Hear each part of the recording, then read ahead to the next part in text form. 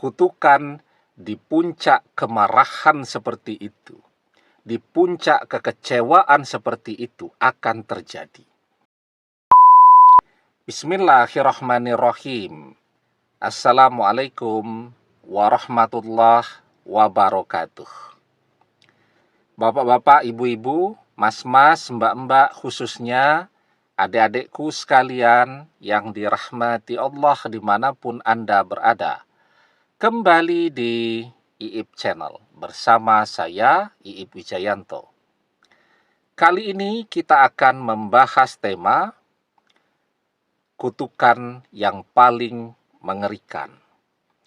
Kamu mengutuk mantan miskin 7 turunan.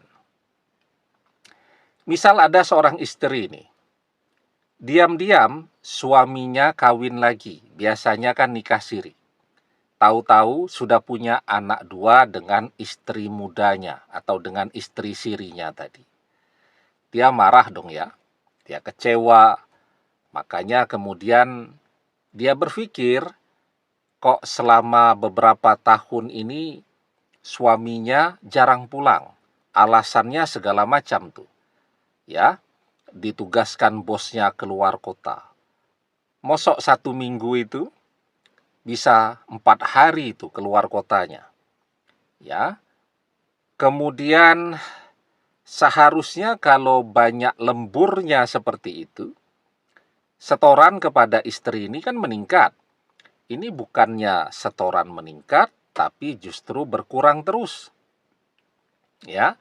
Malah istrinya yang harus tombok, harus bantu kerja sana, kerja sini, ya, jual simpanan emas dan seterusnya untuk mencukupi kebutuhan keluarga, biaya sekolah anak-anak dan seterusnya. Kalau ditanya kepada suaminya, "Papa, kenapa kok pendapatan turun?" Jawabannya karena kantor atau karena pabrik atau karena perusahaan sedang susah-susahnya.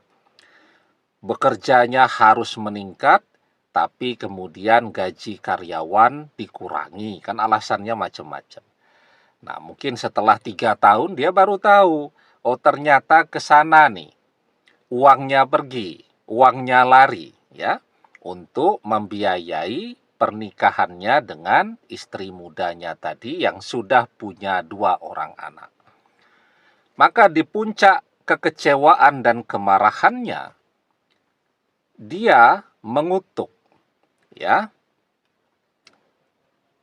istri siri suaminya tadi beserta anak-anaknya yang sudah merebut suaminya ini tadi, ya, yang membuat dia jadi menderita kan, karena awalnya dari ibu rumah tangga yang hidupnya tenang-tenang saja kan, harus jungkir balik juga bekerja, belum lagi anak-anaknya juga jadi ikut menderita, ya, karena pendapatan yang berkurang dan seterusnya. Maka dia mengutuk istri muda suaminya, anak-anaknya untuk miskin 7 turunan. Dan kutukan di puncak kemarahan seperti itu, di puncak kekecewaan seperti itu akan terjadi. Wattaqi da'watal mazlum fa innahu laisa bainahu wa bainallahi hijab. Takutlah kepada doa orang yang terzolimi, karena sesungguhnya tidak ada hijab, tidak ada pembatas antara dia dengan Allah. Orang yang dikhianati itu adalah orang-orang yang istimewa. Kita nih ya secara umum tidak boleh berdoa yang buruk-buruk, apalagi mengutuk orang lain, ya. Dan itu hanya diperbolehkan, artinya mereka sangat istimewa, untuk orang-orang yang terzolimi. Nah, termasuk di dalamnya adalah orang-orang yang dikhianati tadi. La yuhibbullahul jahra bisu'i minal qauli illa man zulima. Allah tidak menyukai ucapan buruk dengan terus terang, illa man zulima, kecuali bagi orang-orang yang terzolimi. Wa kanallahu sami'an alima, dan Allah maha mendengar, Allah maha mengetahui. Jadi orang yang terzolimi itu, ya, semua perkataannya, bahkan bisikan hatinya tidak terucapkan dengan lisannya, Allah dengarkan. Karena orang yang terzolimi itu amat sangat dekat dengan Allah. Nah, mungkin sekarang banyak tuh orang yang saking kecewanya dengan mantannya, dia mengeluarkan kutukan agar mantannya, ya, bersama pasangan barunya atau bersama orang ketiga untuk miskin 7 turunan. Wah, itu kutukan yang paling mengerikan. Ya, kita mungkin pernah melihat ada teman atau kenalan dan seterusnya. Kita lihat orangnya ini pinter, ya, semangat, ya, kalau kerja dan seterusnya.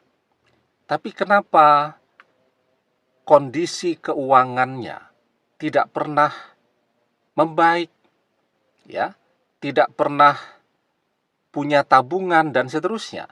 Padahal dia orangnya hemat, ya, keluarganya juga orangnya hemat dan seterusnya. Ya, pokoknya susah terus.